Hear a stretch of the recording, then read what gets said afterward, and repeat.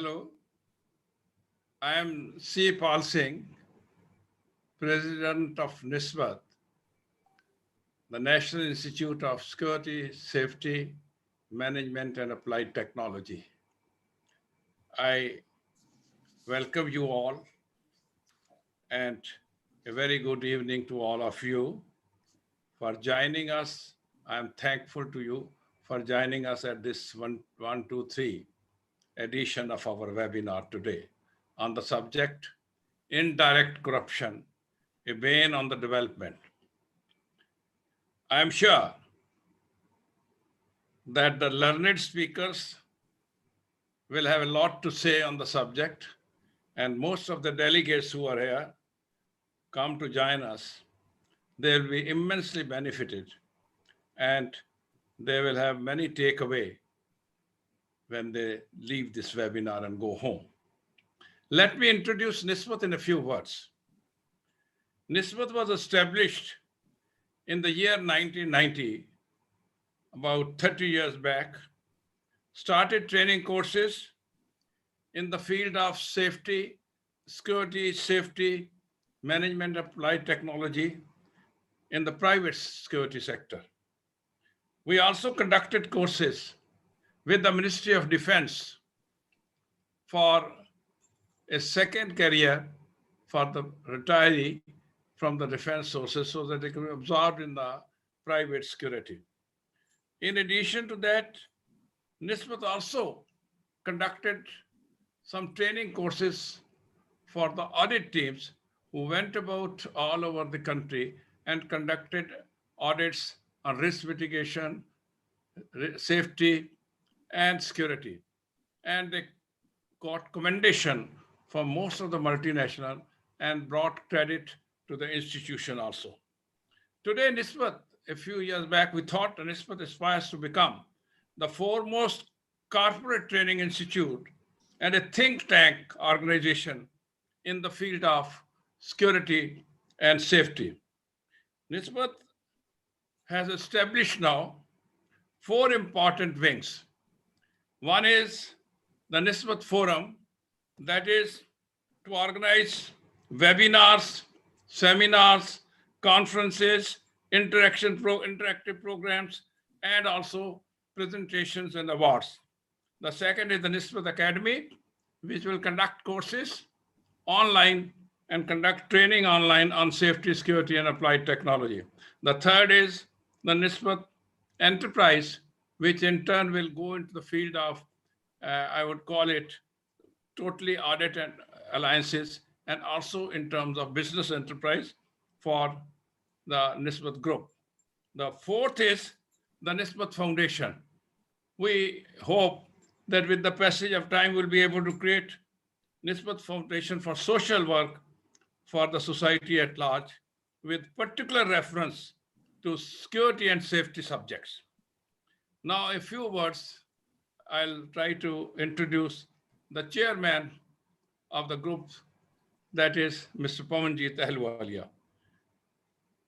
Captain Pawanjit Ahluwalia is the chairman of Ahluwalia Holding Company Limited, which has offices at multiple locations in India and abroad. He took voluntary retirement from Indian Army, from the parachute regiment, and at a very young age, he jumped into the unknown area of business. Today, with his continuous perseverance, hard work, and diligence, he has created a place for himself in the business world and occupies a prominent position in the business world, particularly with reference to safety and security. The humble and the humble and very, very sweet, I will call, Pawanjit Ahluwalia seeks constant improvement, whatever enterprise he takes up. He is founder member of International Business Research Association, Hong Kong, and is also a member of the World Association of Detectives. He was the past president and former chairman of the Council of International Investigation, USA, and is an awardee of Malcolm Thompson Award and Kutelia Award by the Council of International Investigation. Mr. Pamanjit Ahluwalia shall moderate this session. And before that, I'd like to say a few words on the subject which we are going to discuss today. Indirect corruption, a bane on development. Indirect corruption, as we know, is a very structured and often a very entrenched sort of system. And that is why, because it is an entrenched system and entrenched patronage, it is required to be dealt by a systematic and very strategic method when we go to indirect corruption. Since it is not possible to be easily detected, therefore, it is difficult to commence any criminal proceedings at times. Further, it distorts market forces, leading to a faulty distribution of resources. It is indirectly shows as if the production is being raised, but it affects ultimately the quality of the product. At the business level, it introduces uncertainty, I would call it, and causes reputation risks and becomes vulnerable to legal action. Sometimes payment is made, underground payment is made, and the share is kept to be paid subsequently the business production. But that ultimately affects not only the quality of products, but also it affects the status as well as the reputation of the organization. Now, we all know that greed, ambition, immorality, they are known in human society. However, indulgence in these immoral practices affects the development of any country or organization. Corruption has become very prevalent, and the public at large has become almost accustomed to pay and receive gratifications without any sense of guilt or remorse. That is very unfortunate. It affects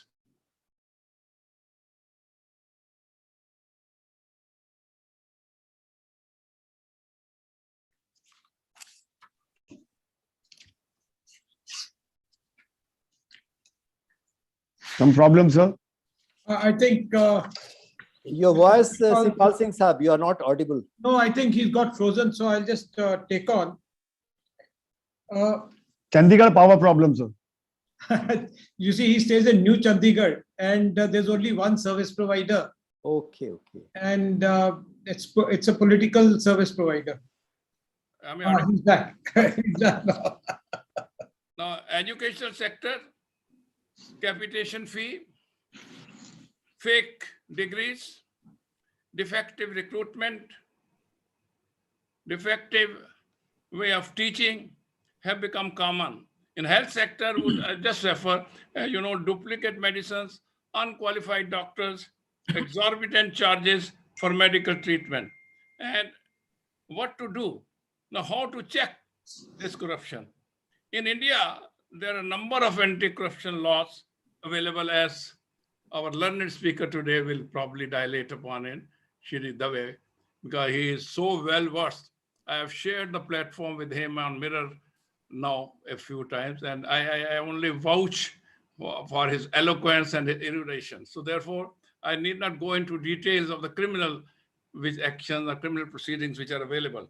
But the cutting edges, that red tape, and also change behavior pattern of the bureaucrats, use the power of technology instead of leaving it to the human resources, use of RTI Act, and also awakening of honest citizens. With these words, I'll not elaborate on the subject, because elaboration, much more erudite way and much more eloquent way will be done by Shri Dave and my colleague and friend, Mr. Amod Khan, whom I know for years and years. With these words, I like to pass on the proceedings to Mr. Paman Ahluwalia, who will now moderate the session and introduce the speaker. Thank you very much. Mr. Pawan Alia, you may continue, please. All right. Thank you so much, Mr. Sipal Singh.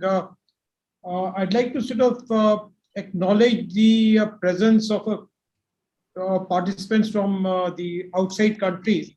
Besides India, we have today participants who are attending from Singapore, the United States, Australia, Bangladesh, China, France, Italy, Kenya, United Kingdom, and the UAE.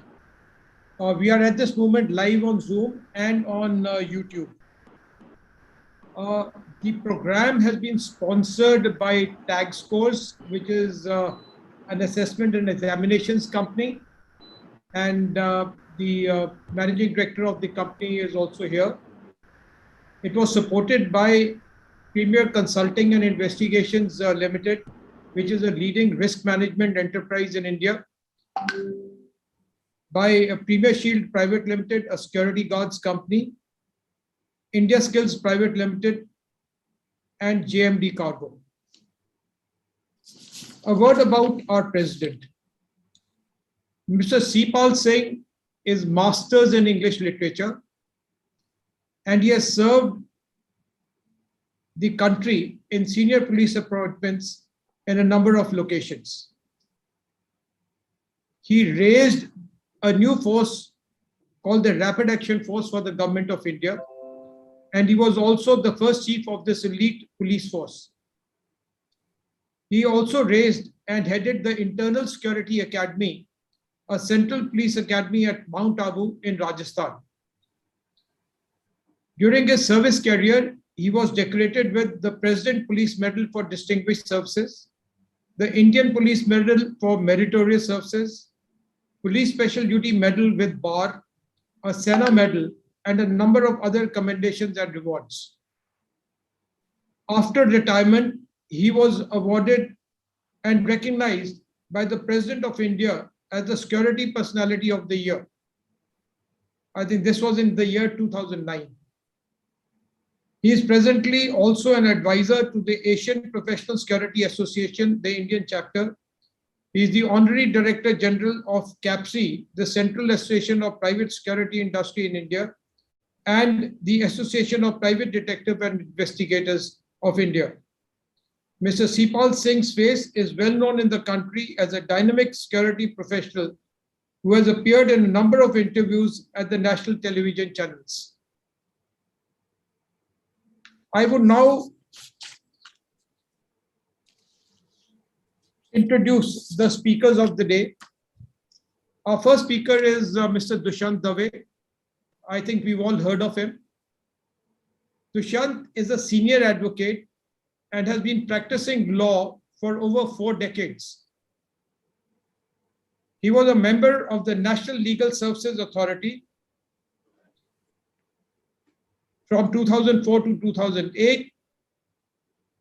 He has served on board of leading international arbitration associations like the London Court of International Arbitration and the International Council of Commercial Arbitration.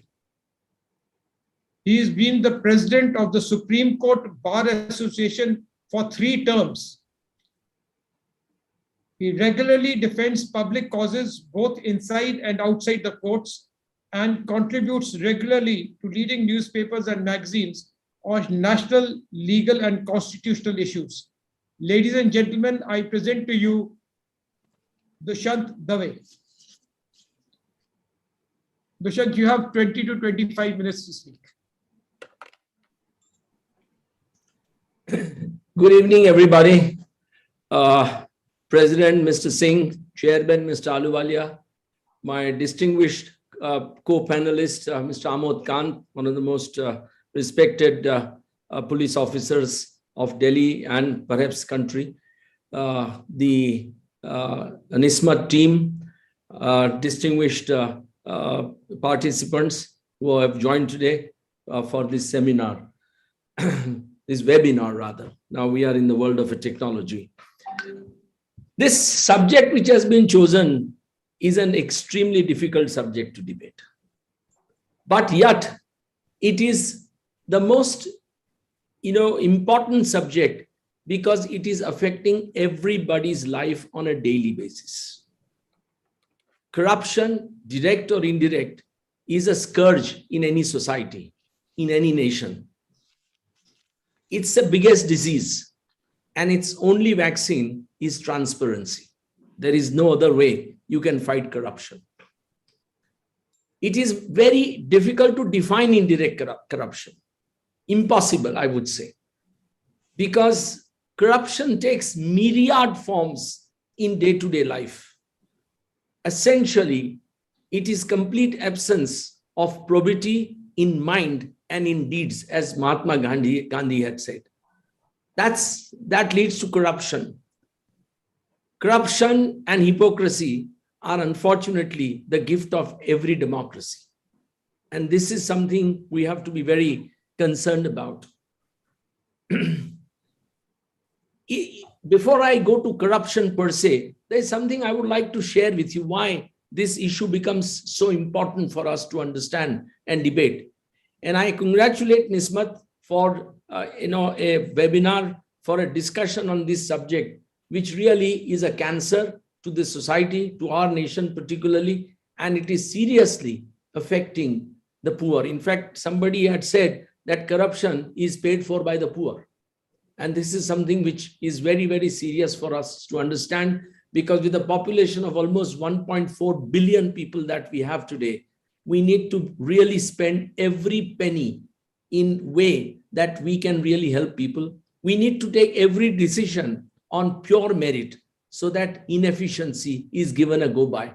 We need to encourage meritocracy. We have become a nation of mediocrity, and that is really eating up the development of the country. That is really hurting the poor men the most. Global multidimensional poverty index, this is very important, is an international measure of multidimensional poverty covering 107 developing countries, and was first developed in 2010 by Oxford Poverty and Human Development Initiative and United Nations Development Program, UNDP, for UNDP's Human Development Reports. According to Global MPI 2020, India is 62nd amongst 107 countries with a multidimensional poverty index score of 0.123 and 27.91 headcount ratio. Neighboring countries like Sri Lanka, they rank 25, Nepal 65, Bangladesh 58, China 30, and Pakistan 73.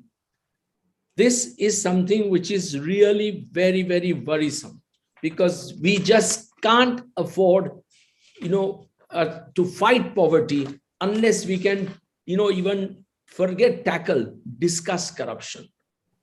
If there is one thing, that's why I said that hypocrisy in a democracy is most crucial. And as a result of that hypocrisy, we have stopped talking about corruption. India ranks, this is important, 94th in the Global Hunger Index, 2020. And it is in serious hunger category, with experts blaming poor implementation processes. Each one of these factors is related to indirect corruption. Poor implementation processes, lack of effective monitoring, siloed approach in tackling malnutrition, and poor performance by large states like UP, Bihar, and Madhya Pradesh behind the low ranking. The neighboring Bangladesh, Myanmar, and Pakistan are in serious category, but ranked higher than India in this year's hunger index. Now, this is something which must open our eyes, because we tom-tom ourselves as a country with 5,000 years of history, but we are reaching today a stage. In fact, I genuinely believe, and you have much better experience of public life, all of you, especially Mr. Singh, Mr. Kant, and General Saab, who's here, and many other people who are participating today, that on account of this situation, there is virtually today a breakdown in rule of law. I may not say that rule of law has disappeared, but there is a serious breakdown in rule of law. And this, to my mind, is resulting today in a slow anarchy. And this is something we have to seriously understand. How do we really tackle this issue? United Nations adopted a convention against corruption in 2004. And then General Secretary of the United Nations, Kofi Annan, made a very beautiful statement. And that becomes very important for us to understand in the context of today's debate. He said, and I quote, "This evil phenomena is found in all countries, big or small, rich and poor. But it is in the developing world that its effects are more destructive. Corruption hurts the poor disproportionately by diverting funds intended for development, undermining a government's ability to provide basic services, feeding inequality and injustice, and discouraging foreign aid and investment. Corruption is a key element in economic underperformance and a major obstacle to poverty alleviation and development." Now, this is something which we must understand. And that is why the preamble to this declaration has a very beautiful, statement. It begins, this United Nations Convention Against Corruption begins with this first preamble. "Concerned about the seriousness of problems and threats posed by corruption to the stability and security of societies, undermining the institutions and values of democracy, ethical values and justice, and jeopardizing sustainable development and the rule of law." The convention was adopted to fight all these problems. India is a signatory to this document. And if India is a signatory to the document, India is bound by virtue of Article 51 of the Constitution to implement it. Now, this is something we must realize. You remember, way back in 2000, it was 1985, 86.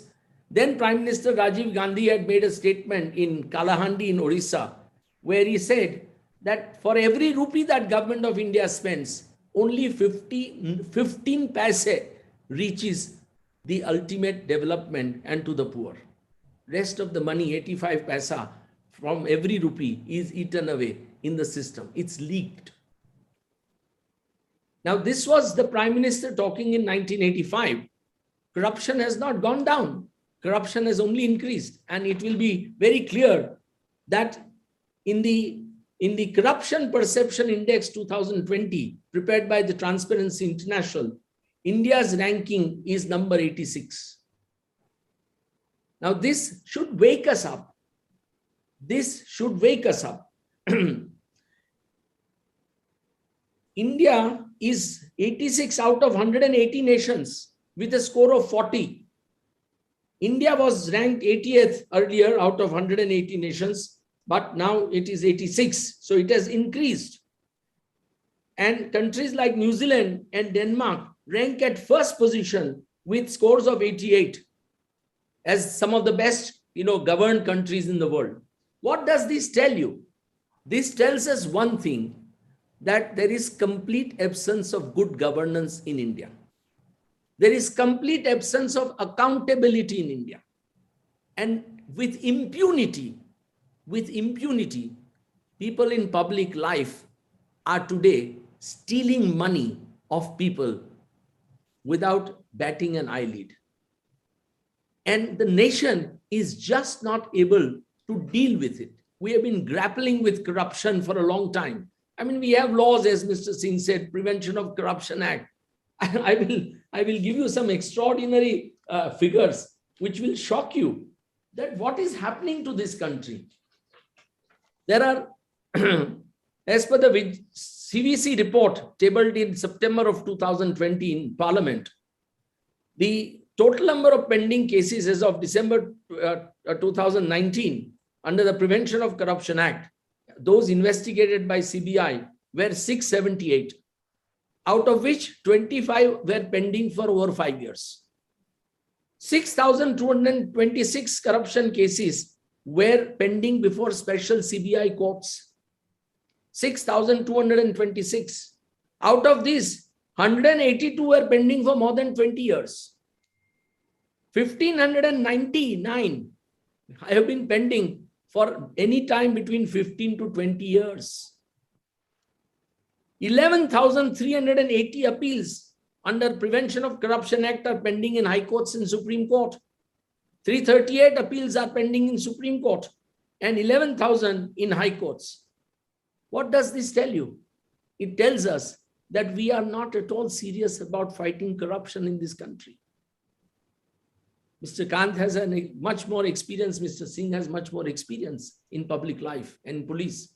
It is really a shame on us that we are just not able to root out corruption. We are just not able to even fight it with the help of law. So the nation, therefore it's something which is, very, very difficult for us to understand. And I must tell you that Supreme Court, in a very interesting judgment way back, had said this, that corruption in a civilized society is a disease like cancer, which if not detected in time is sure to afflict the polity of country, leading to disastrous consequences. It was ruled that corruption is like a plague, which is not only contagious, but if not controlled, spreads like fire in a jungle. It was proclaimed that corruption is opposed to democracy and social order, being not only anti-people, but aimed and targeted against them. It affects the economy, destroys cultural heritage, and therefore, unless it is nipped in the bud at the earliest, it is likely to cause turbulence, shaking the socio-economic political system in an otherwise healthy, wealthy, effective, and vibrant society. Now, these were the words which were reiterated by the Supreme Court in a case involving charges of corruption against late Miss Jayalalitha and her colleague Sashikala. I was the special counsel for Government of Karnataka prosecuting the case in the Supreme Court and wanting, because the High Court had for some extraordinarily funny reasons acquitted them. And I must tell you that it was an open and shut case for the prosecution. Yet the Supreme Court heard the matter for weeks on for no reason whatsoever. But worse is that after the hearing concluded, the Supreme Court sat over the judgment for over 1 year and delivered the judgment only after Miss Jayalalitha died, convicting Miss Sashikala. Now, you can imagine what is wrong with our system.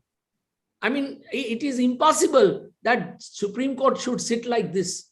Take, for example, Justice Pinaki Chandra Ghosh was heading that bench and who has now been appointed as Lokpal under the Lokpal and Lokayukt Act of 2013. With a great fanfare, Prime Minister Mr. Modi, declared Lokpal and installed Mr. Justice Pinaki Chandra Ghosh sometime in 2015, 2016. Have you even once heard Lokpal having done anything for last 4 years? No. I have not read a single item about it. Now, look at countries like France. Look at Israel. The president and prime minister are sought to be investigated for charges of corruption. What is the charge against Israeli prime minister? Broadly, it is that his wife misused the state funds to throw parties, go to parlor and spend money on herself. This is the level. I have seen in England, many of you come from the forces.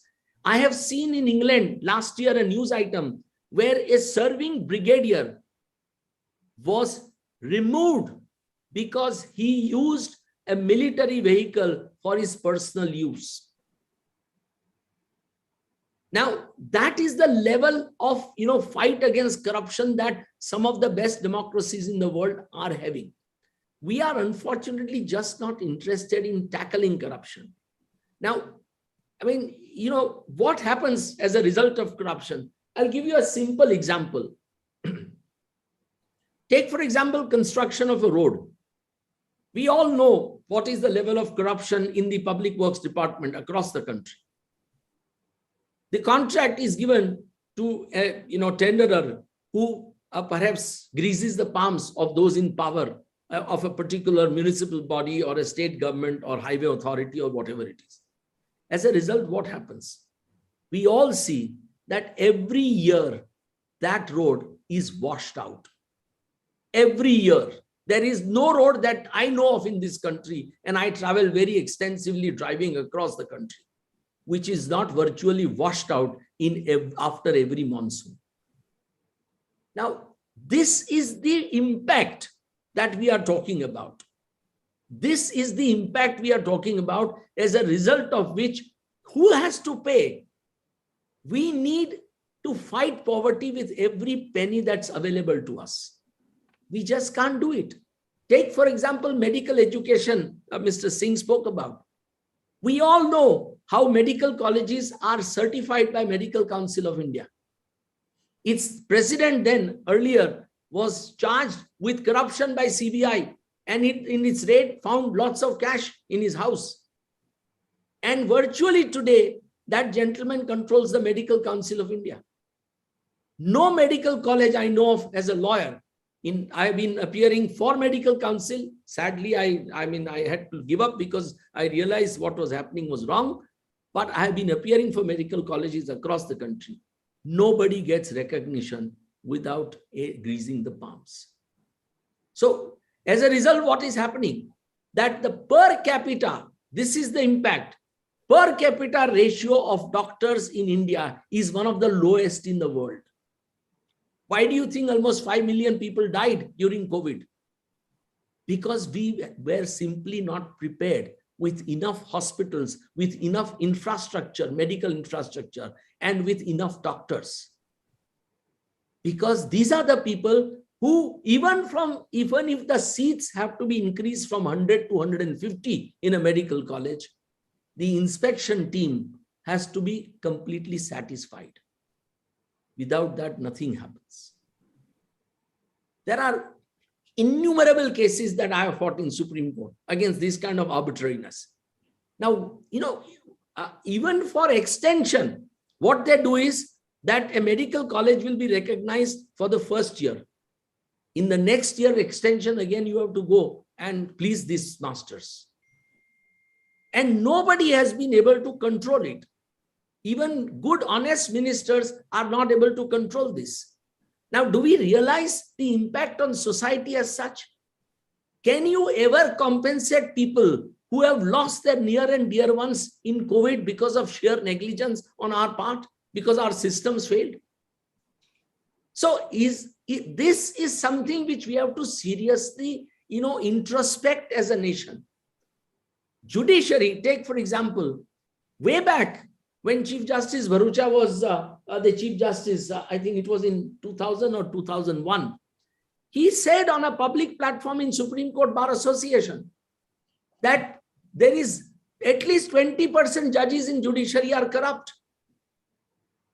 After that, Chief Justice Venkat Chalaya, one of the most respected Chief Justices, Justice Verma, one of the most respected Chief Justices, all have publicly spoken about corruption in judiciary.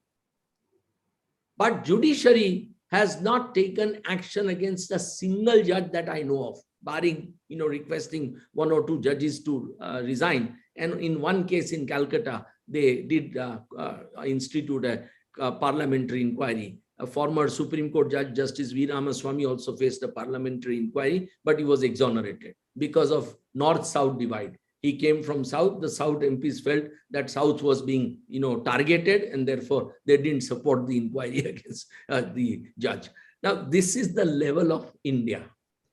The difficulty is, what do we do about it? So it's something which, something which is today, you are all in services. Providing services to the private sector. You all know the state of affairs in private sector. Everybody knows how private sector also is now facing the kind of challenge that public sector used to face in corruption. You go to purchase department of any large private corporation, and you won't be able to supply even if your quality of goods or services is the best. Even when you go for recovering your payments for goods and services supplied, it would be very difficult for you to get the money out of them, what is due to you. It's a well-known fact. Barring certain good organizations, which can be counted on fingertips, it's very difficult for us. Now, this is, something which we really must understand. Why is it happening? It is happening for two reasons. One, that as Mahatma Gandhi said, our lives are lacking in probity. Our deeds are lacking in probity. The other is that there is a complete indifference to corruption in this country. And this is a very, very sorry state of affairs. We cannot afford to be indifferent to corruption. We cannot be. To my mind, every citizen has a duty to fight corruption. And if citizens don't realize it and don't stand for it, to fight it, then I don't think we can save this country. Look, every one of us in today's generation will be answerable to the future generations. When history is written in posterity, they will condemn us for not having done anything to fight this cancer and to have allowed it to be transferred to the next generation. Now, this is something which, I don't know, what is it that we can do? I mean, as Oscar Wilde once very beautifully said, morality is like art. It means drawing a line someplace. We in our personal lives are not willing to draw a line someplace. And this is really the challenge. It's not impossible. Let me tell you that. It is not impossible. I have been a taxpayer for 42 years. 42 years I have been a taxpayer. Not once my return has been questioned, much less opened. No, and I have strictest instructions to my chartered accountant that if you ever have any deal with the ITO, then I will sack you. I have never met my income tax officers or the commissioners. And over the years, I have received time and again reward for being one of the highest taxpayers in Gujarat, where my returns are filed since time immemorial. Dushyant, another 1 minute, please. Yes. Now, it is therefore important for us as individuals to understand how do we really deal with it. The law is not going to help us. The law certainly is not going to help us because, we are just not willing to abide by the law. There is a Constitution of India. Public servants and politicians must follow the Constitution of India to the hilt. Unless they swear by the Constitution, nothing can happen. So my own view is that indirect corruption or direct corruption is not just a bane, but it's really the biggest scourge, and it is really the biggest, I think, disease that is now inflicting the nation of 1.4 billion people. And we are paying a very heavy price. We will continue to pay that price unless we start talking about it. We remove the hypocrisy. We fight it with all our might, morally and intellectually and administratively, constitutionally, judicially, whichever way we can. Thank you very, very much. Thank you very much, Dushyant. What a wonderful talk. And please give him a big round of applause, please. Dushyant, just catching on from the judiciary point of view, I have a little anecdote. There was a great philosopher, diplomat, and lawyer in the United Kingdom, Sir Francis Bacon. He reached the highest judicial position in England. He was known for receiving and giving bribes. He was caught in as many as 28 cases of accepting bribes. He defended himself before the parliament by saying that he usually accepted bribes from both the parties. And therefore, the dirty money did not affect his judgment. The parliament did not accept his arguments and sent him to jail. But in a few days in jail, he was able to bribe the judge and get acquitted. So that's a small story on the judiciary. which tells you that, you can accept bribes and give bribes at the same time. But I can tell you one thing, that judiciary in England has come a long way. And there is hardly any instance of corruption in English judiciary in last 100 years. Yeah, okay. Well, but this is a good story of this gentleman. Now, it's my honor and pleasure to introduce Mr. Amod Kant to this August gathering. Amod is an exceptional police officer. He has many skills. He joined the IPS in 1974 Indian Police Service in the AGMU cadre. His last 3 appointments have been as the Chief Vigilance Officer of the Delhi Jal Board, then the Director General Police for the state of Goa, and later the Director General of Police for the state of Arunachal Pradesh. He's a social scientist, institutional development expert, and a police officer with 33 years of policing experience, with passion for work in the social sector, proactive policing, urban development, pro-poor policy analysis and advocacy to serve the best interests of the marginalized groups. He is the founder secretary of Prayas, a national level institute to serve the interests of underprivileged children and women. As a police officer with an outstanding track record of multiple achievements, he has investigated some of the most difficult and sensational crimes for combating terrorism, communal forces, narcotics, and human trafficking.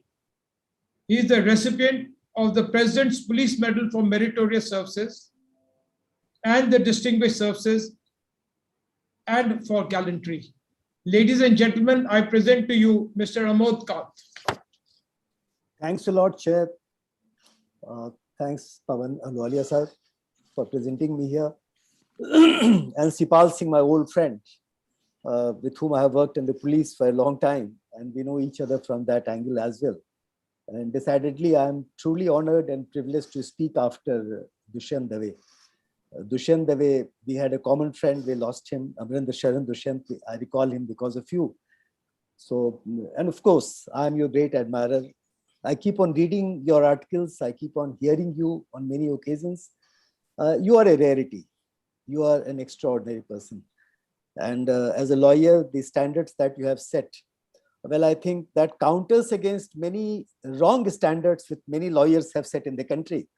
My misfortune and fortune both, that I have investigated many cases, which includes BMW case also. I need not elaborate on that case. You know what happened in that case. Besides Jessica Lal case, where we lost 35 witnesses, they all turned hostile. In BMW case also, almost all of them turned hostile. Besides that, of course, in CBI, I investigated Rajiv Gandhi case. Well, I think perhaps the most relevant part of my investigations, or the investigation is carried out for this particular subject would be my Hawala case. Dushyant, you would know Hawala very well, I am sure. Everybody knows Hawala case. You would know Harshad Mehta's cases, share market cases, you know Krishnamurthy's cases. All that were my cases while I was in the CBI. I had a tough time, let me inform you, in CBI. CBI has the track record of giving tough time to many. In fact, I had also a tough time, but then, well, I think that leaves you with a lot of experience. So, I mean, it's a long story. One doesn't know where to start, but then you have given the macro picture. And that macro picture brings me to think about days today, for example, how the richest of Indians have become far richer in COVID times. I have not been able to analyze. Dushyant, someday you will analyze better than me, I'm sure. But then looking at the background of the people becoming richest, among the richest in the world today, and poorer becoming poorer and poorer, and the gap between the rich and poor aggravating like nobody's business during COVID times, is something which is a food for thought.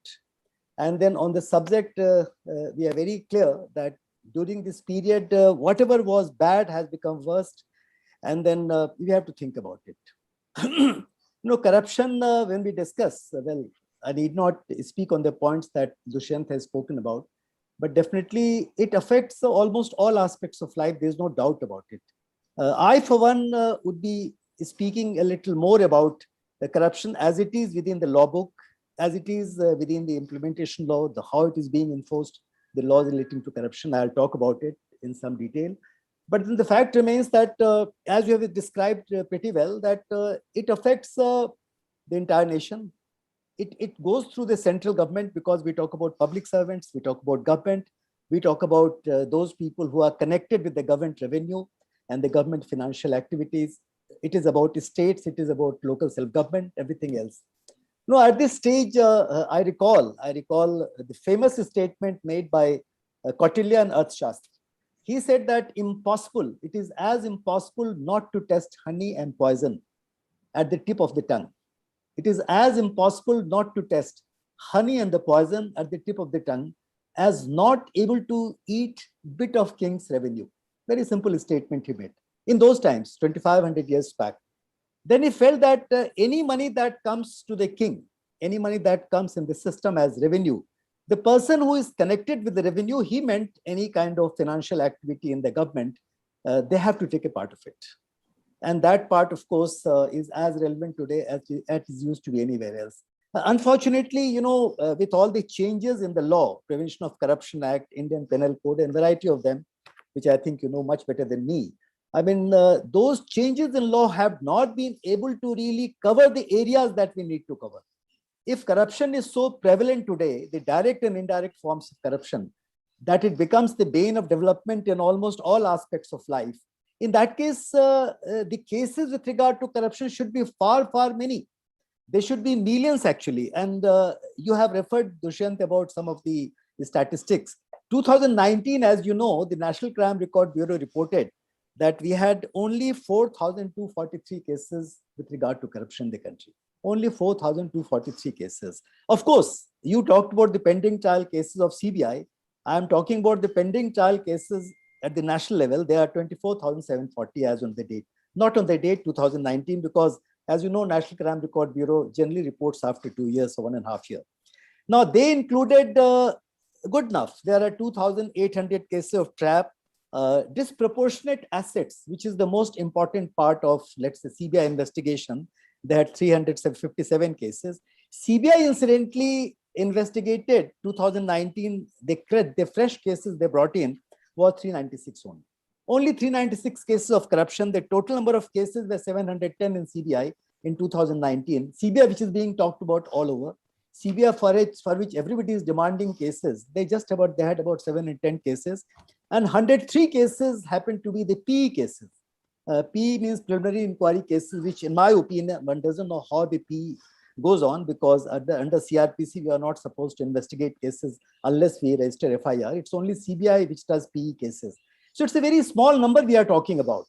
In a country where corruption has become as widespread, where corruption has become such a cancer in everybody's life, corruption which pervades through every part of the country, every aspect of life, why we have just such a small number of corruption cases? Because unless we have got crimes to be investigated, unless we have got crimes to be prosecuted, unless we have got investigations carried out, people arrested, and of course, results shown in the court of law, the result of law, it is not there. I mean, it's a misfortune again, Dushyant and all of us, that the biggest problem today in the country happened to be non-enforcement of law.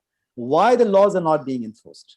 I mean, most of the social legislations with which I am deeply concerned today, whether they happen to be Child Labor Act, they happen to be Women's Acts, they happen to be Juvenile Justice Act, I find that the enforcement is very poor. But enforcement being so poor in respect of the Prevention of Corruption Act or IPC offenses concerning corruption, it really kind of troubles me a lot. Now, you spoke about the Corruption Perception Index. 2011, I mean, that was the year particularly, which was on a very high scale. Because if you recall that 1991, I mean, that was the time, 2011, it happened to be 94. We were on 94th position out of 180 countries. And you mentioned about now it is 86th. 2017, I find that the CPI happened to be 81 out of 180 countries. That means in past 3 years, because you are referring to 2020, Dushyant, I think past 3 years, we have gone worse. I mean, our condition again is going back to 2011 situation, because a lot of changes took place. There are some changes. I mean, let's admit that changes have taken place, because they might become kind of indicators, or they might become the vehicles for certain kind of improvement in the system. For example, in pro-governance policies, among pro-governance policies, technology plays a very important role. You refer to technology. Digital automation. Because of digital automation and of course, online treatment of certain kinds of activities in the government, passports have become easier today. The train reservations, which every Indian used to suffer on account of train reservations, it's impossible to really get a ticket without making some payment about it. Banking activities have definitely improved. Jan Dhan Yojana, whatever worth it is, I mean, it has brought some result. Direct benefit transfers, because I refer to the social sector. And as you know that India has got nearly 3.2 million voluntary organizations registered in the country. And we have a vast array of social sector activities where it matters a lot that some kind of direct benefit transfer might help. So this is something, which has brought some results. DBT happens to be an area where some results have taken place. E-auctions, this is some area where the positive changes have taken place.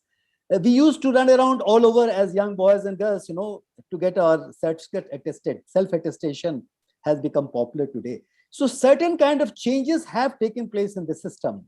And of course, the government processes and transparency through RTI, 2005 when RTI came, RTI has decidedly brought in a lot of changes. So these are some of the areas, some of the areas where the changes have taken place and we have to accept it, not for the reason that we have done any better, but for the reason that these are the indicators, these are the areas, these are the methods to which we could bring about some changes. Revenue, as you know, I mean, if you believe Kautilya that revenue is something like honey, goes on the tip of the tongue and you have to taste it. Everybody who's touching revenue. So today the shape and form of revenue has changed a lot.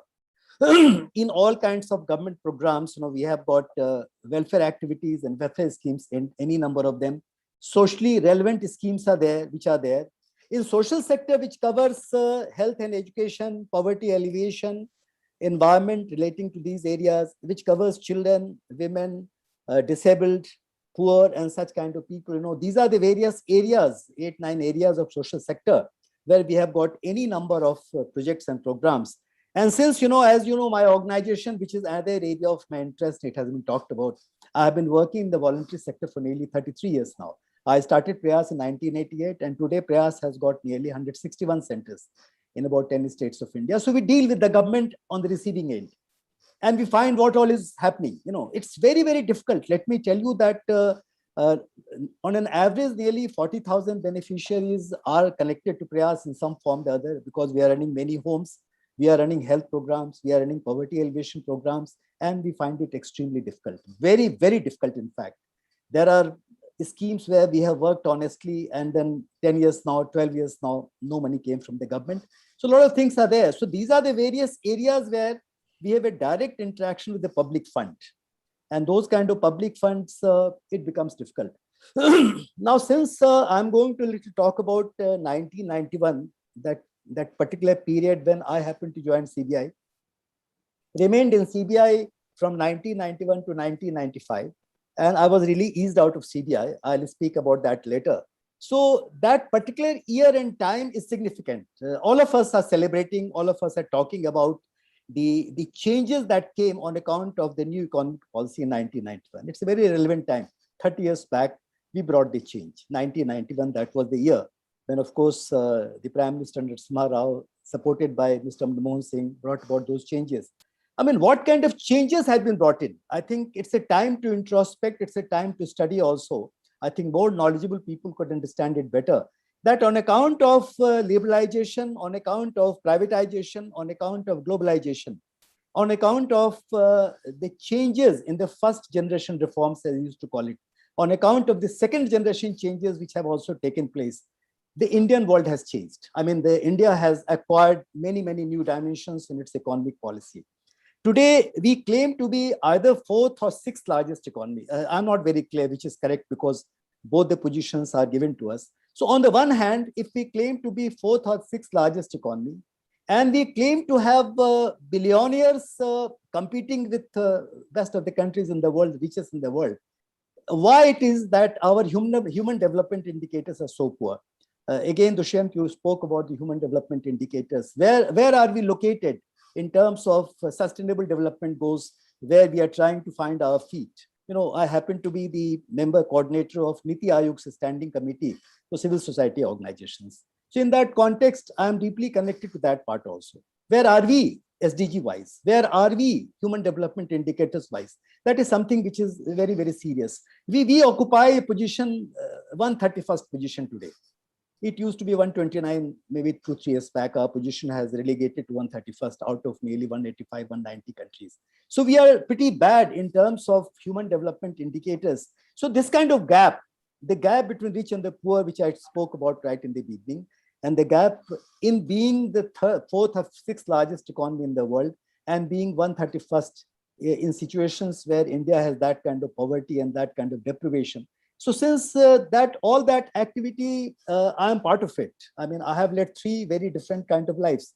As a policeman for nearly 34 years, as someone in social sector and voluntary sector for nearly 33 years now. And I was also the first chairman of Child Rights Commission. So I got a chance to see where rights are being deprived, where things are going wrong in terms of that. So these are some of the issues, which are very important. You refer to the United Nations Convention Against Corruption. And perhaps I would like to refer to the changes in 2018. 2019-88 Prevention of Corruption Act. It was partly changed in 2014.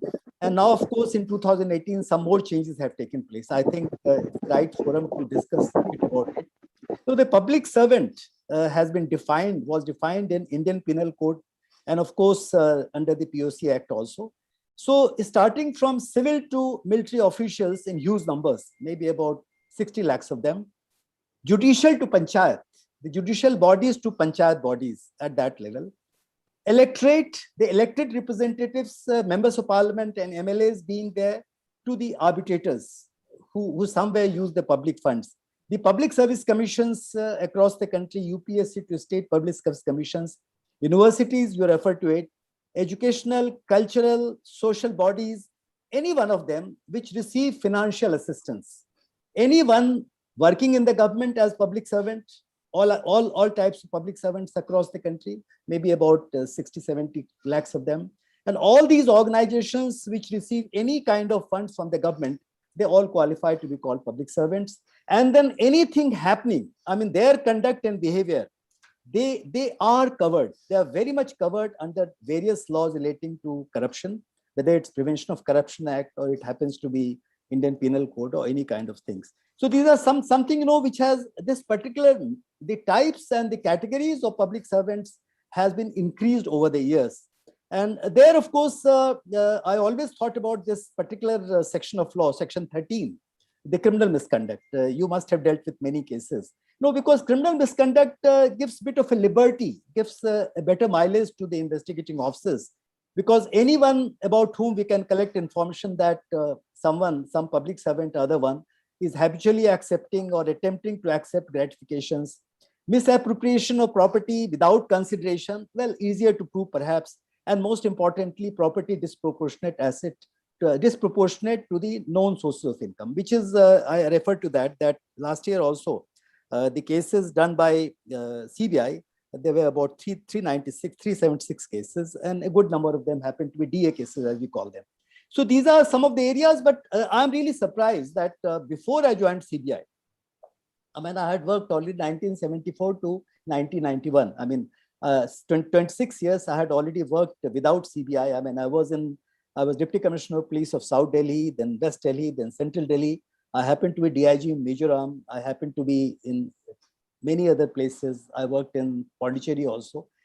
So I did not really get opportunities despite being in the field and despite working very in a big way in various types of crimes, investigation various types of crimes. I did not get a chance to investigate the crimes relating to corruption, because the corruption has been given a particular kind of category. As you know that in the state, same as in CBI, in the states, we have got anti-corruption branches. We have got some vigilance branches. The vigilance branches and anti-corruption branches are not supposed to be so important. And so I never got a chance to work there because they thought that I could do better things in life. So I was never working there.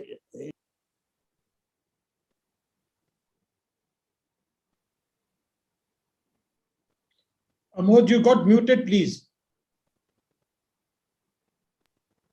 Sorry. Okay, no, it's okay. Among the changes in 2018, which is very important, you refer to it because the pendency of cases is a serious problem. 24,000 plus cases pending in 2019, anti-corruption cases. Now there, perhaps there is a time limit given now. I mean, in 2018, they have said that the judges have to dispose of the cases in 2 years' time. Then 6 months' time extension can be given for some reasons. And it can't be more than 4 years. I have no idea, Dushyant, because I'm not dealing with the cases now, whether this is being adhered to, whether we are able to kind of dispose of, the judges are able to dispose of cases beyond those 4 years. I mean, within those 4 years. Section 8 is a good introduction. It's a good insertion in the Prevention of Corruption Act 1988 in 2018, which talks about offering bribe to public servant beyond abatement.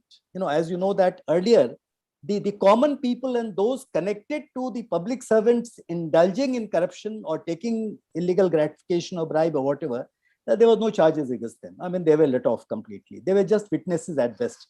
But of course, there was a need to involve them. There was a need to put them part of the legal process.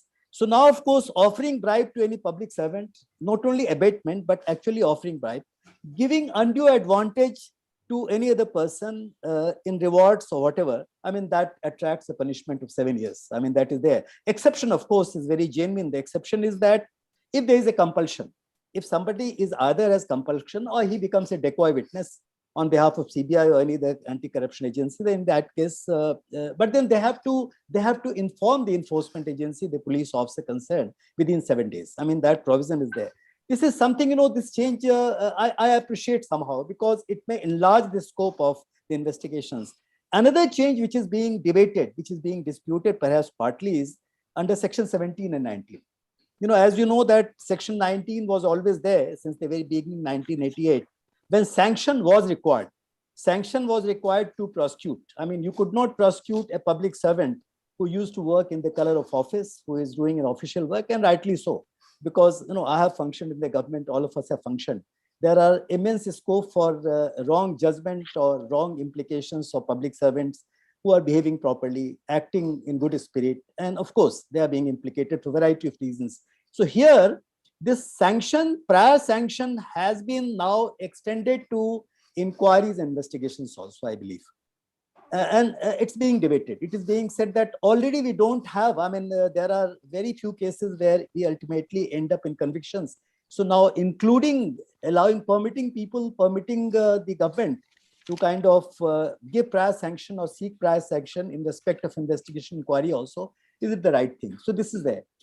Another point, of course, is there that the punishments have been enhanced, as you know. I mean, where it was 6 months to 3 years, 5 to 7 years, where it was 2 to 5 years, now it's 7 to 10 years.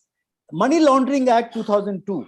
Money Laundering Act 2002 has been a good insertion in the process of Prevention of Corruption Act situation.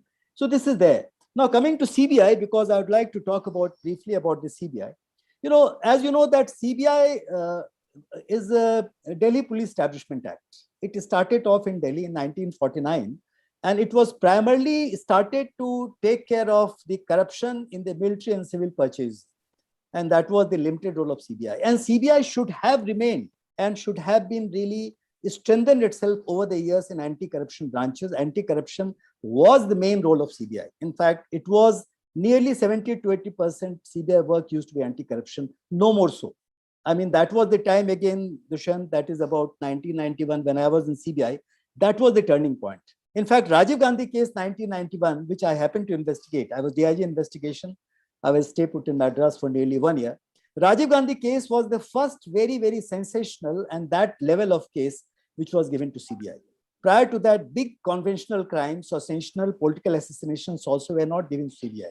So that was important. And likewise, many other cases which were not really anti-corruption cases started being transferred to CBI. The character of CBI also bit of a changed.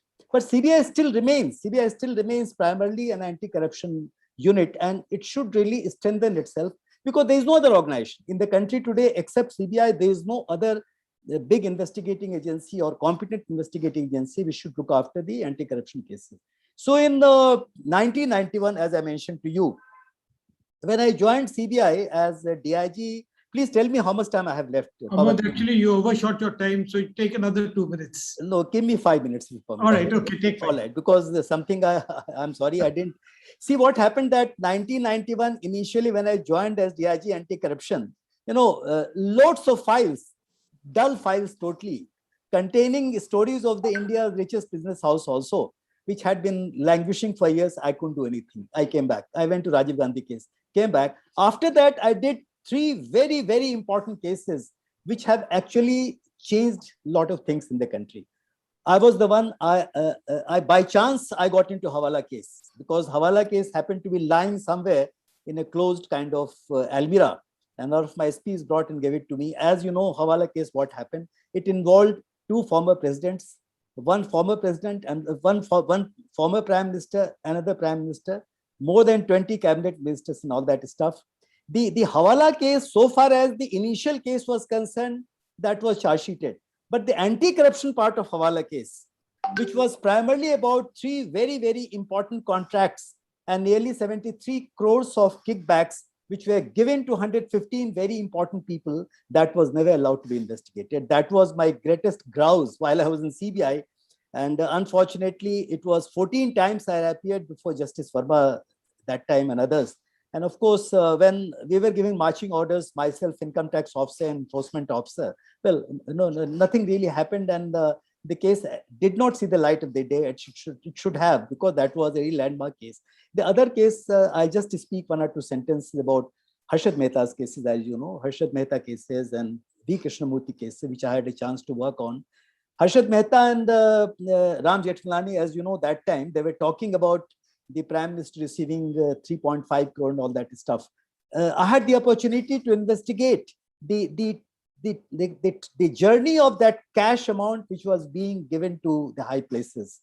And of course, that was the time when CBI thought, others thought that I was getting into landmine, and I was really going to investigate things which went to the highest positions and highest locations in the past that I was given marching orders. So I'm not in a position to speak further about my CBI journey, but CBI experience was remarkable. And of course, I learned a lot in CBI. But the fact remains, and I would like to conclude in saying it, because if we really talk about the corruption cases, in the light or in the context of the various laws that govern corruption cases today, we are nowhere. I mean, the number of cases or the expanse on which we are supposed to operate in terms of the enforcement of law, we are nowhere. And as you know, the criminal justice system of India is so archaic and outdated. It's still going back from 1860s, as you know. I mean, I have a lot to say about that on some other occasion. Thank you very much. Thanks for giving me the opportunity to speak about it. Thank you. Thank you very much, Amod. What a wonderful talk you've given, and thank you very much. Please give Amod a very round of applause. Thank you. Thank you. Before I go on to question answers, I'd like to acknowledge the presence of a few very fine people on the screen today. And for the speakers, it will be good for you to know that they are here. One is a former Director General of Police, Mr. S.K. Sharma. Then we have the former Director General Military Intelligence, Lieutenant General Rakesh Lumba. We have the Chairman of the Central Association of Private Security Industry, Vikram Singh. We have Air Marshal Naresh Verma, who's been also on the Armed Forces Tribunal. We have Lieutenant General Sanjeev Chachra, who's been the Army Commander of the Northern Army and the Western Army, and also he's been with the Armed Forces Tribunal. We have a former Director of IB, Mr. Suresh Suri. We have General Deepak Mehta and General Sapra on the screen. Thank you very much all for being here. I'll start with one question that I've been asked, that there are theories that corruption acts as a lubricant to the economic wheel. May we have your comments, Dushyant, and then Amol.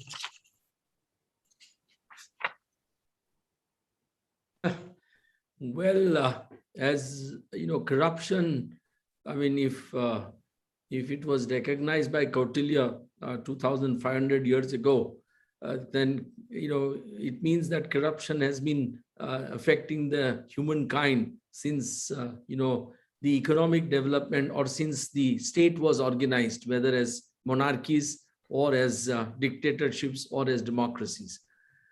the problem is that in India, and Mr. Kant asked a very pertinent question, why is it that we don't have sufficient number of cases under Prevention of Corruption Act? See, it's simple. Tali do haath se bajti hai, ek haath se nahi bajti hai. The person who's giving the bribe is as much interested in seeing that there is, people keep quiet about it as the person receiving it. Because this country today runs on two fundamental principles. And this we have to change. First, jugaad kar lo, और दूसरा चलता है. We just do not care so long as we are able. I mean, in good old days, I remember if you went to a cinema hall and you were not able to get the ticket on the first day, first show, I mean, you would be inclined to buy a ticket in black market, and there'll be people standing outside who will sell those tickets. Today, of course, you can book them online, and there is no problem for that. So, this attitude has to change. Unless we change this attitude, everybody is interested in his work. Mera kaam ho jana chahiye. He is not willing to suffer a sacrifice. If we are not willing to suffer a sacrifice, how can we ever fight corruption? We don't want to wait for anything. Even for a day, we don't want to wait. So we are always in hurry, whether we want to obtain a license, whether we want to obtain a passport, whether we want to obtain anything. Gas connection, this connection, that connection. It's smallest to biggest things. So if it comes on small things, the businesses are bound to do it in big things. So when they want contracts from the government, when they want to win the tenders from the government, they're bound to indulge in this kind of practices, because that has become part and parcel of our life. Now, how do we change that is impossible to understand. I mean, in good old days, people taught us good things. Our parents did it. I was fortunate. I had great parents who instilled, strong value system in me. There were teachers, some of my greatest teachers. When I started practice in 1978 in Gujarat High Court, each judge was absolutely top class. There were 18 judges, and you couldn't even think of talking about corruption in that court. The bar was absolutely unimpeachable. I had a senior who was top class, who instilled values as to how there can be ethical legal practice also. Now, all that has changed in last 4 decades, and changed dramatically. Dramatically. I mean, Mrs. Gandhi was one of the greatest leaders that India had. But there is no doubt that institutionalized corruption started during Mrs. Gandhi's time. And this is something which we must understand, that we have just not been able to overcome it. Nobody can overcome today. I mean, we all know what's happening in defense contracts. We all know that. France has started now an inquiry in Rafale sales. But we don't want to talk about it because it doesn't suit us. So I think it's a very, very challenging problem. I don't know how we are going to overcome this challenge. But corruption does lubricate the economic wheel. Yes, I think I would like to add to what Dushyant has said. See, just an instance, I did a case with a gentleman called Ramesh Sharma. You might have heard this name. He was one of the mafiasco, it was a typical politician, bureaucrat, and of course, mafia connections, industry connection. In the dead of the night, for some reason, we had to raid a place in Delhi, which belongs to India's biggest business house, of course, most talked about one. And we found part of the budget papers, which was that particular body specialized in getting a copy of budget prior to the budget. So we recovered it. And next day, we registered a case in Official Secret Act. And of course, there was a big, tough battle between the two tops in the government. And of course, I was a party to it, and CBI was party to it. And of course, the statement came from the government that Official Secret Act has become outdated. It should be changed. You understand that? What do they mean? And that case still is lying. Let me inform you, that particular case about that budget. The point I'm trying to make, that today what's happening, the biggest problem is that, we used to say that no genius can turn black and white and black. Today, everything is gray. Everything is gray. And then the most respected people happens to be the richest people, of course, and no questions being asked. So that's there, and decidedly it's because the fact that in various forms, myriad forms, the corruption that plays that kind of role, I mean, cancer all over, and makes people richer, mostly on account of corruption. And those forms of corruption are yet to be understood. It cannot be covered, Dushyant, within our parameters of law. That's the point I'm trying to say.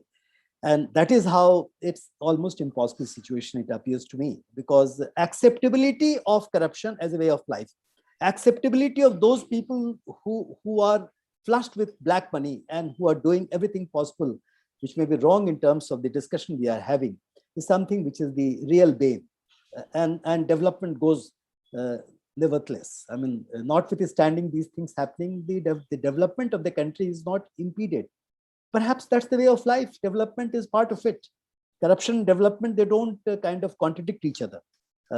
If I'm wrong, please let me know. It appears to me your point. Okay. Pradeep, next question goes to you. The question is to Mr. Dushyant Dave. Somewhere along your talk, you talked about the one solution that was to reduce the corruption or even eradicate was the transparency. Now that with all the digitization, the transparency is coming, do we have a hope that the corruption will minimize or be eradicated? Well, you have to understand one thing, that human mind is ingenious. And an Indian mind is even more ingenious. Our people know how to overcome any and every system. Jugal experts, you said already. Jugal experts. So even with e-tendering, you know what is happening today. I mean, I need not, give it in detail. Even with e-tendering today, you know what is the system happening. Yes, some amount of transparency is brought in India. But even today, everything is in the secrecy. Unfortunately, this is one country where, despite the beautiful legislation that previous government got, a Right to Information Act, it's virtually been made redundant in last 5 years. Virtually been made redundant. And you can't just ask questions under the Right to Information Act. People are entitled to, be told every information. It's something, take for example, Controller and Auditor General. Dr. Ambedkar, this is worth realizing. On 30th May 1949, in the Constituent Assembly debate, Ambedkar had said, and the man, Dr. Ambedkar was the greatest prophet. Everything that he said has turned out to be true. This is what he said about CAG. Personally speaking for myself, I am of the opinion that this dignitary or officer is probably the most important officer in the Constitution of India. He is one man who is going to see that the expenses voted by Parliament are not exceeded or varied from what has been laid down by Parliament in what is called Appropriation Act. If this functionary is to carry out the duties, and his duties, I submit, are far more important than the duties even of the judiciary, he should have been certainly as independent as judiciary. Now, we know what's happening in appointment of CAG in last few years. Every administration wants to appoint such a person who is soft on them. We are seeing it. So, have you seen a single CAG report in which it has been found that certain decisions have been taken which have caused avoidable loss to the government? And on the basis of that, any case under Prevention of Corruption Act has been launched? I don't know of any. Their reports are being presented in Parliament and forgotten. So transparency is, it's a good thing, but I don't think transparency is working in India at all. So systematically, one point I'm adding to it, systematically from the ambit of RTI and thus, of course, ambit of transparency, the lot of things are being taken away and thrown back into that veil of secrecy. And within that area where you can't know about it. Of course, my department, my erstwhile department, police being one of them, most of the activities. And of course, there are ex-police officers who are feeling unhappy that they are not able to articulate what they experienced, maybe for changes, because even that is not being allowed to say. You must have heard about it. Thank you very much. The next question is to Mr. S.K. Sharma. Well, sir, my questions have been answered. I think I'll pass it. Anyone else would like to ask a question? All right, if there's no other question, I'd just like to ask a question to Mr. Suresh Suri, who's been a director of IB, and to General Lumba, who's been the head of military intelligence. Now, they cultivate sources, and unless they corrupt people, they don't get information. So for their jobs, corruption is a legitimate tool to get the information that they so want. Any comments on this? I mean, you want comment from us or you want comment from them? They've been doing this job for 30 years. No, we have been handling secret funds, all of us. I mean, even the police. And for those secret funds, part of it is paid to the informers. But of course, my experience, even with very, very sensitive cases, sensitive areas of activity, like, the economic offenses in CBI, or perhaps the traditional crimes, the big crimes with regard to terrorism, which I investigated, Rajiv Gandhi case, Lalit Makan, Arjun Das case, we had to do all that stuff. But then we don't have to corrupt people. That's not really required. That you, and of course, except when somebody comes as a decoy. And now, as I mentioned to you, that 2018 amendment of the Act, it brings in that everybody has to report to the enforcement agency soon after. If somebody is a party to, let's say, give and take of any kind of money, even if it results in legal action, that information has to be brought on record. So from that point of view, it has to be taken away from the ambit of corruption. Okay. Right, Dushyant, the question is to you. If information is obtained by illegal gratification, would it still be valid in court? Well, if it is for national security, certainly it be valid.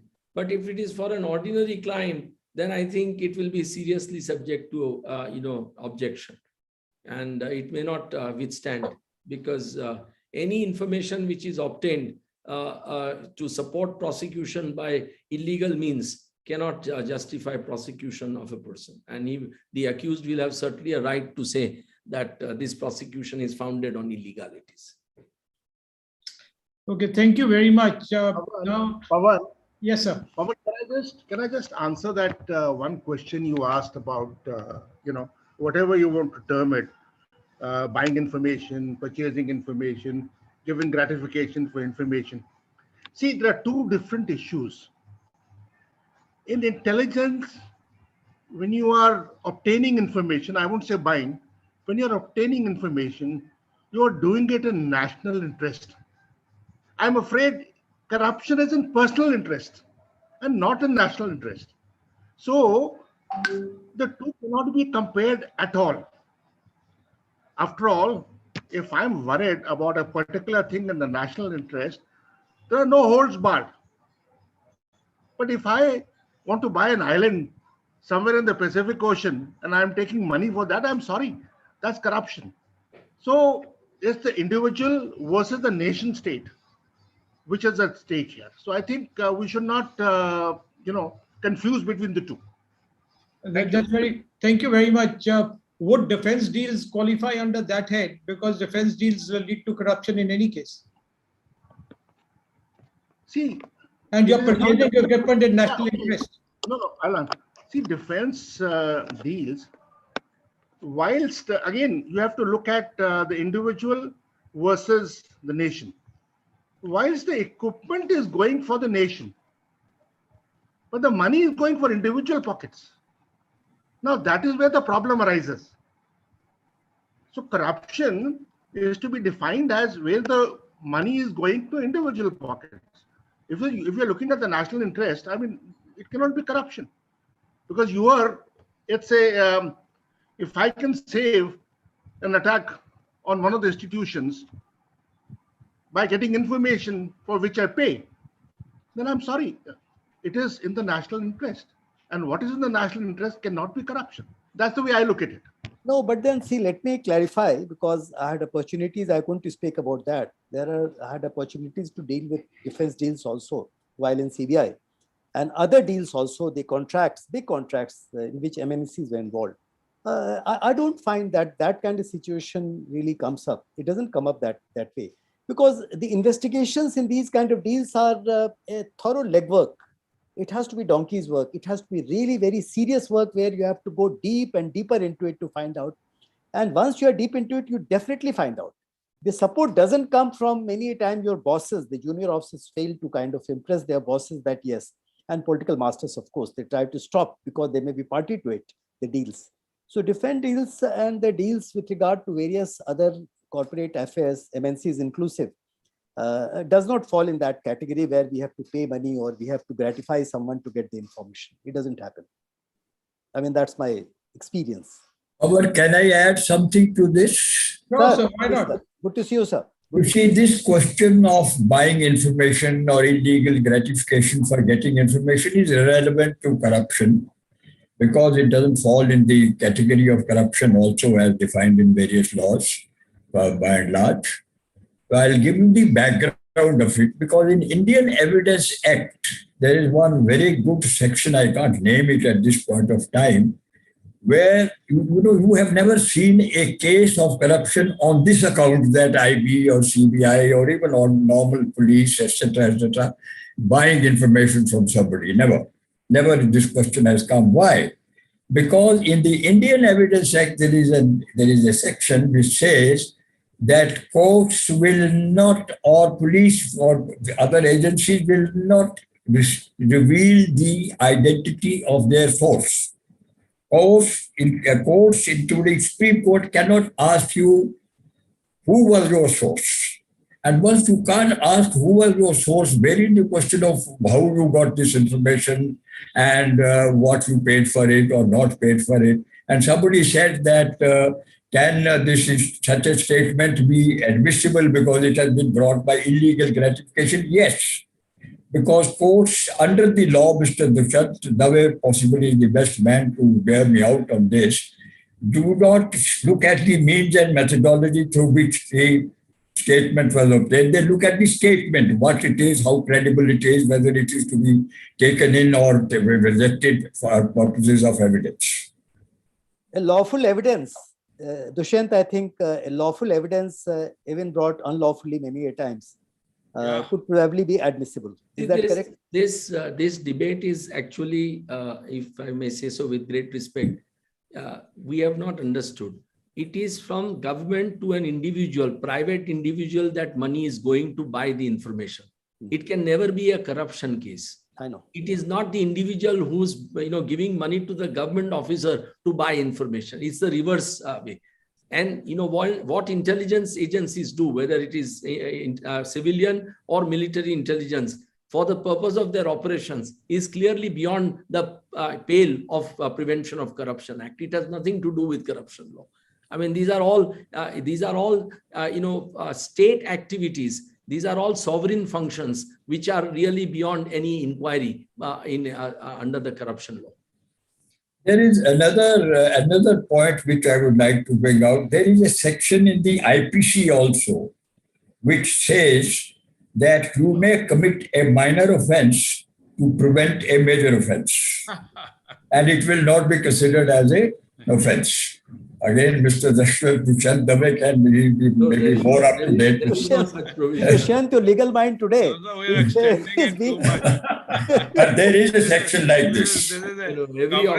Every offense is dealt with and nobody is excused. Yes, as you rightly point out, that supposing murder takes place, if it is in self-defense, then you are, you can be acquitted. But that's an entirely different. That's not an offense. That's right of private defense. Then, sir, that offense, I mean, it is not within the category of offense then. Anyway, we are going beyond the... Correct. Our subject was different. What I'm trying to say that Lord Macaulay had all these points in mind when he drafted these acts in 1862.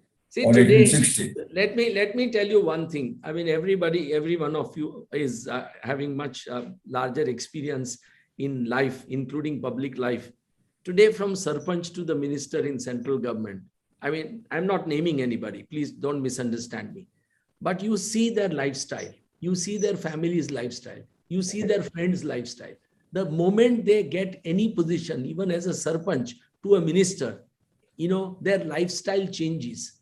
I mean, their disproportionate wealth is, oozing out of their lifestyle, oozing out of their lifestyles. They all live beyond their known sources of income. We all see them all around us, but we can't do anything about it. Nobody is interested in picking up those people. I mean, you ask any builder today, how many apartments in a new building are booked by, serving officers, be it civilian or police officers? So, I mean, our politicians or sometimes judges in Benami names. It is, it is so widespread that we cannot now imagine to what level corruption is pervading our lives. It is touching, every ounce of our blood today in every which way. There is nothing which, which I see, which is free from corruption, and it has myriad forms. I mean, it's very common that in, many judges' children are practicing in court. Now, you don't appear before your own relative of your father or your brother who may be a judge or your mother, but you appear before uncle and auntie in the next court. And uncle and auntie's children appear in the first court. So he gets an order there and they get order here. I mean, it's very common. It is today affecting the young bar in a very, very serious way. There are outstanding young men and women who have become lawyers, and they cannot succeed as quickly as judges' relatives do. Within 1 or 2 years, they are all driving Mercedes Benzes. And I mean, I have been at the bar. I mean, it was impossible. I couldn't even afford a scooter in my first 2 years of practice or 3 years of practice. So, I mean, it was very, very difficult, in those days. Today, everything has changed. And, I think we all see it.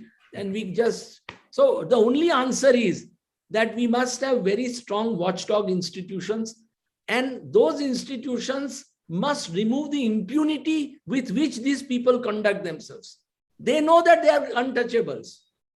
They know that they are untouchables, whether he's a politician, bureaucrat, or a judge, or a police officer, or even a businessman, or anybody who's bribing them.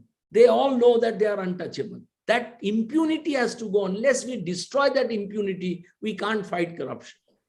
Sir, one point, very small sentence on this count, sir, that the difference between those who are able to utilize the laws and its enforcement because they're rich and powerful, because they are those kind of people who have at their command everything, and other kind of people who are neither able to understand the legal system nor are able to get any benefit out of it. I mean, I have been a practitioner in criminal justice system. I find that even people like us, so well informed, well practiced, we never understood it completely. And even judges don't understand many times, lawyers don't understand many times. Mr. Ahmad Khan, we are happy to convict a bus conductor or a policeman for 250 rupees bribe. Correct. But Correct. you know it, that in Jain Hawala case, the most powerful politicians were all set free Yes. by the Supreme Court. Yes. And the diary was a clear-cut evidence of the bribes by the Jain family to these politicians. Sir, that's what I told. It happened. Why go to Jain Hawala? As late as recently, the Sahara diaries and the diaries maintained by Kumar Mangalam Birla's group, they were absolutely detailed, and under the Income Tax Act, diaries maintained even illegally by businesses in the course of their business are admissible evidence. Yes. On the basis of that, all these politicians who have received money from these two organizations running into thousands of crores could have been easily brought. But the Supreme Court gave a complete go-by. Firstly, government sir,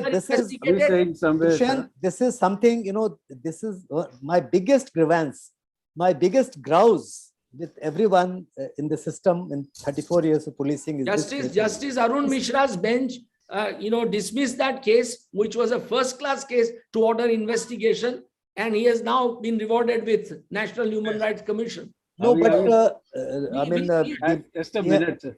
Are we saying that the common person should not be expecting justice as the things are going on at the moment, sir? No, not expecting. He is not able to understand. I mean, my understanding is that Mr. Kant, I he is correct not you. able to The understand. common man is not getting justice. Not getting it. Yeah, All. that's what. The That's what. justice system has been hijacked, I have said for a long time, by the rich and the powerful. Yes. And this And this is the biggest challenge to this country. And there are outstanding judges within my judiciary. Some of them are totally, absolutely world-class judges, but they are not able to really assert themselves against few minority of judges who are, destroying the institution from within. Agree entirely.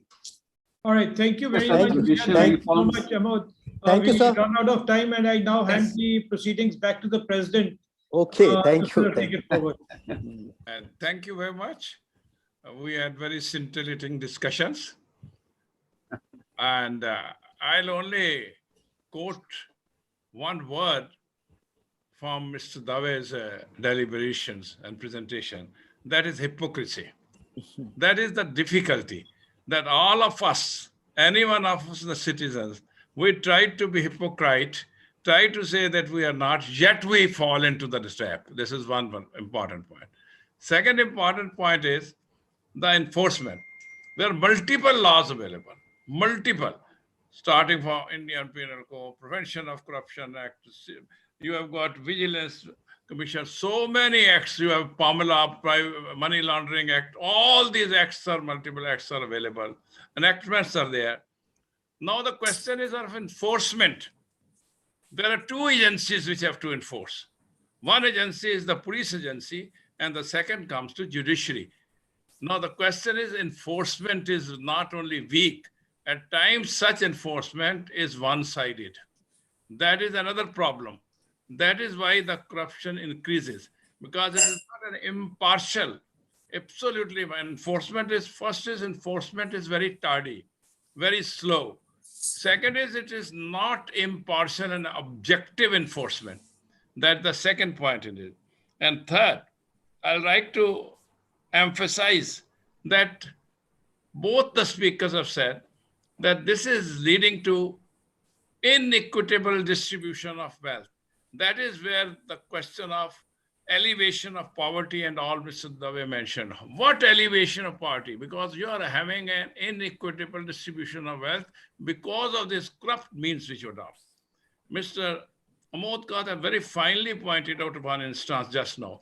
Earlier, for the purpose of prosecuting or for investigating, the prior sanction for the government officer, prior sanction had to be obtained. Now it has been laid much more that even for investigation, the prior sanction should be obtained. The Vigilance Commission is more of a sort of advisory than directional. So under certain circumstances, not only there is a lack of effort on the part of enforcement agency, even the laws at places are being tampered with, are being not actually tempered, are being interpreted in a manner which goes in favor of certain people. He has beautifully explained about the Delhi Police Establishment Act and emergence of CBI. The CBI was considered a very, very impartial agency in the initial stages. Now it is a known fact, everyone says it's a parrot in the cage. This word has become common. It was given by one of the judges and it is being used. No, it was given by batchmate director CBI himself. That is Ranjit Sinha. parrot Yes. in the cage. There is no more. Whenever the parrot has to speak, is to speak his master's voice. My submission is that as far as we are concerned, we have made a very small step forward by taking up this. And we hope that with your all scintillating speaking, erudite sort of arguments, and very, very interesting and convincing questions, some of them have asked. I was very enamored to know about a question from one of the person that how you got the information, and Mr. Dave how clarified that information, that sort of thing is not coming under corruption. So all this goes to show that we have yet to take a step further forward. So this small step will take it further forward, and we'll try to have some interactive sessions on this.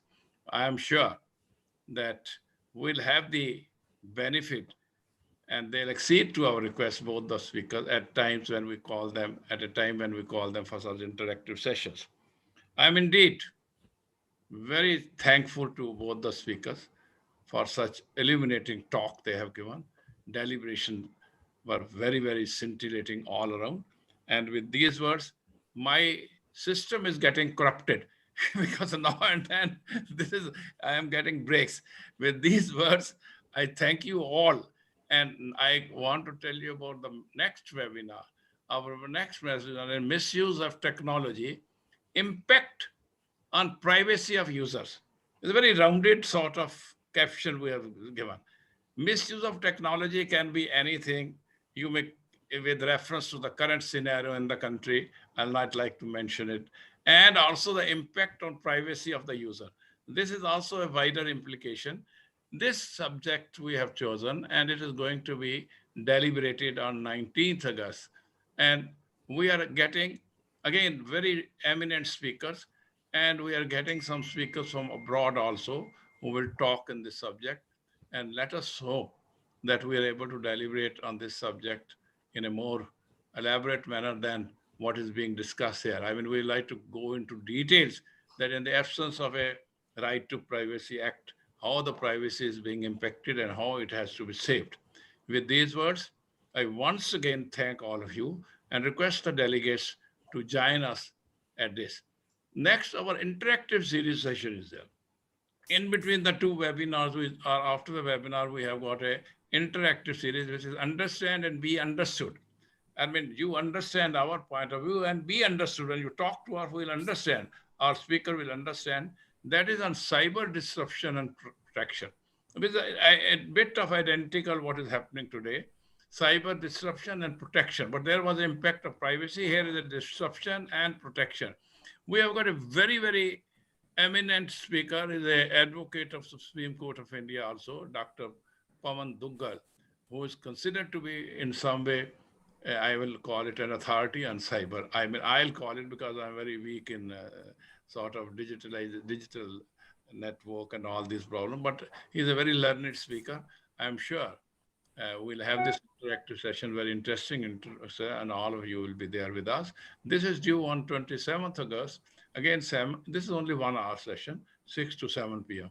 With these words, I again am very, very thankful to Amodji. He agreed in one request, and Mr. Dave, he spared his time from very, very, I am saying he is a very busy person, and we are grateful to them for having come here. And I am thankful to the delegates who came here and joined this session. Thank you very much. Thank you. Thank you, Dushyant. Thank you, Amod. Thank you. sir. Thank you, sir. Thank you. Bye-bye. Have a nice evening, everybody. Thank you.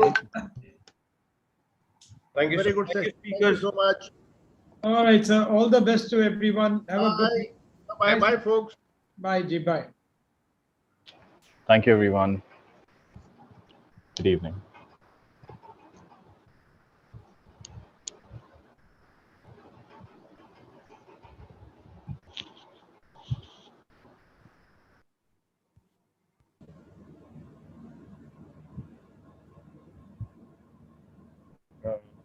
Pradeep sir, are you there?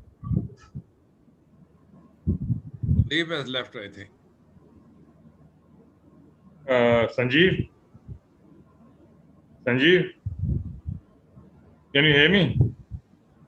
This Mr. S.K. Sharma, if you recollect, is he the same gunner officer who did the staff course with us?